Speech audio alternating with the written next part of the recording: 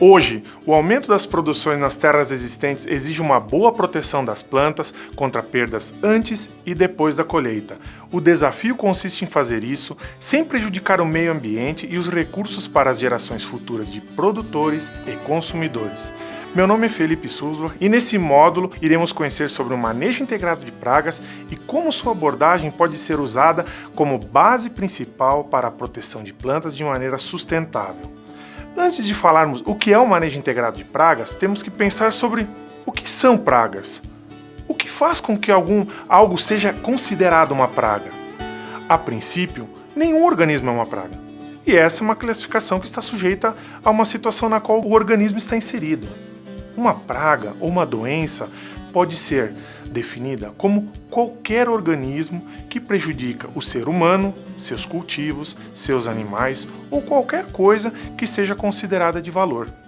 Os tipos de pragas mais comuns incluem insetos, organismos semelhantes a insetos como ácaros, carrapatos, plantas daninhas, plantas parasitas, moluscos como lesmas e caracóis, vertebrados como ratos, nematóides e micro-organismos como bactérias e fungos.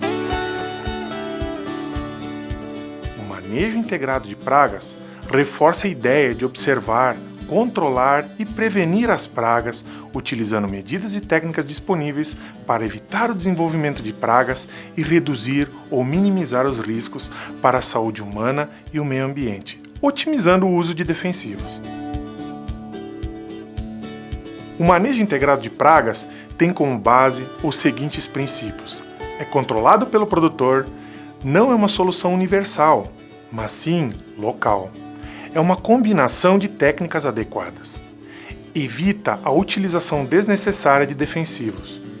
Como você viu, o manejo integrado de pragas não é um pacote fixo de recomendações.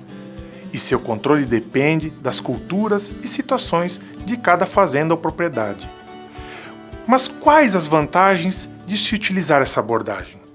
A utilização de insumos é otimizada, os custos de manejo de pragas são reduzidos, as perdas de cultivo são reduzidas, a resistência das pragas aos defensivos é evitada, a biodiversidade é mantida, o risco de contaminação de seres humanos, animais, alimentos e do meio ambiente é reduzido.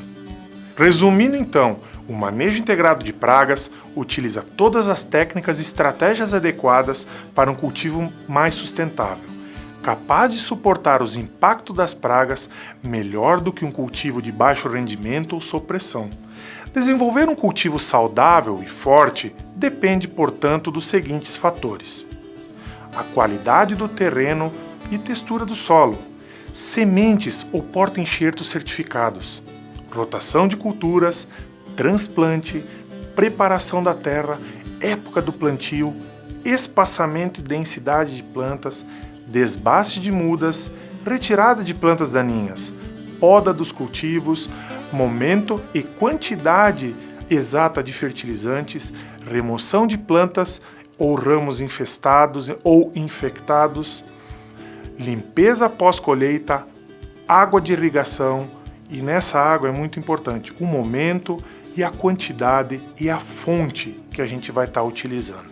Você pode ler mais sobre cada um desses tópicos no material de suporte. Há também fatores externos que podem afetar o cultivo de forma indireta, permitindo condições que incentivam o desenvolvimento de pragas ou o enfraquecimento das plantas, como, por exemplo, condições de solo, qualidade da água da irrigação, o ar poluído ou até mesmo a poeira, entre outros fatores.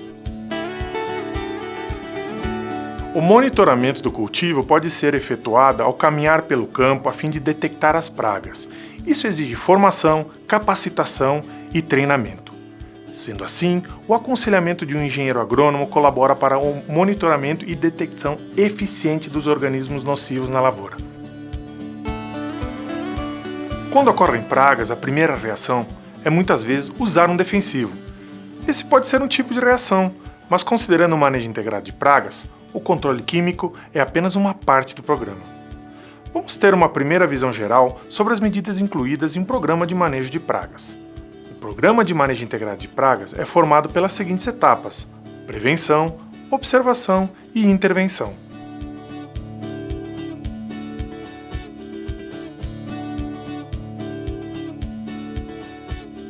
E todos eles possuem medidas para a realização do manejo correto das pragas. A tomada de decisão no manejo de pragas deve seguir um ciclo composto pelos seguintes passos: detecção, identificação, relevância econômica, decisão, seleção dos métodos de controle e avaliação. Ao final, você pode apresentar as provas do controle da praga usando seu processo de tomada de decisão e a documentação adequada. Agora, vamos entender sobre a diferença entre o controle biológico e o controle químico. No controle biológico, são usados inimigos naturais das pragas, como predadores, parasitas e organismos que provocam doenças e controlam o desenvolvimento da praga. Já o controle químico envolve a utilização de defensivos para eliminar as pragas ou controlar sua atividade, evitando assim danos ao cultivo. As principais vantagens do controle biológico são uma abordagem mais sustentável, solução econômica de bom custo-benefício e a utilização em bordaduras. As desvantagens deste método são: o controle depende das particularidades da natureza, a diversidade benéfica das plantas é limitada e permite uma redução muito lenta das pragas. Agora, quais são as principais vantagens do controle químico? Uma redução eficaz e rápida de pragas, um controle multissimultâneo de pragas e é fácil de aplicar. Porém, suas desvantagens são: proporciona apenas uma solução temporária, pode custar caro e a exposição do meio ambiente a produtos químicos. Logo, que se toma a decisão de usar um defensivo, deve-se escolher o produto adequado para uma praga específica, a qual você deseja eliminar. Se existem vários defensivos à disposição adequados para a sua situação, a melhor escolha é o menos agressivo para pessoas, animais e meio ambiente. Seu engenheiro agrônomo o ajudará a escolher o produto químico correto. No entanto, é muito importante ler atentamente os rótulos e seguir todas as instruções. Além disso, os defensivos devem ser adquiridos apenas de fabricantes reconhecidos, em locais seguros, com rótulo legível e em embalagens fechadas, a fim de evitar riscos. Lembre-se que produtos não certificados são ineficazes e potencialmente perigosos para seres humanos, animais e meio ambiente. Consulte um especialista para saber que defensivo é recomendado de acordo com seu cultivo e os tipos de plantas daninhas, pragas ou doenças que afetam. Os defensivos que você usa devem ser registrados. Defensivos vencidos ou em más condições de armazenagem não devem ser utilizados. Para todas essas atividades, consulte o especialista de sua confiança. A dosagem do defensivo é a quantidade que deve ser aplicada por hectare, e esta é uma quantia indicada no rótulo e definida pela fabricante. Quando uma dose é baixa, nem todas as pragas são eliminadas, resultando em indivíduos resistentes e perdas de cultivo.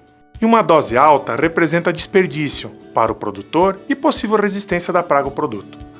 Além disso, existem alguns erros comuns que resultam na incapacidade do defensivo em combater a praga, como o defensivo incorreto, momento de aplicação incorreto, taxa de dosagem incorreta e aplicação incorreta.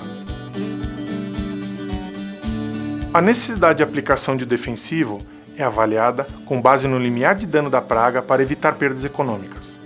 Já o monitoramento é realizado para decidir se o nível da praga está acima ou abaixo do limiar, identificar onde são os pontos críticos, evitando a necessidade de pulverizar todo o terreno.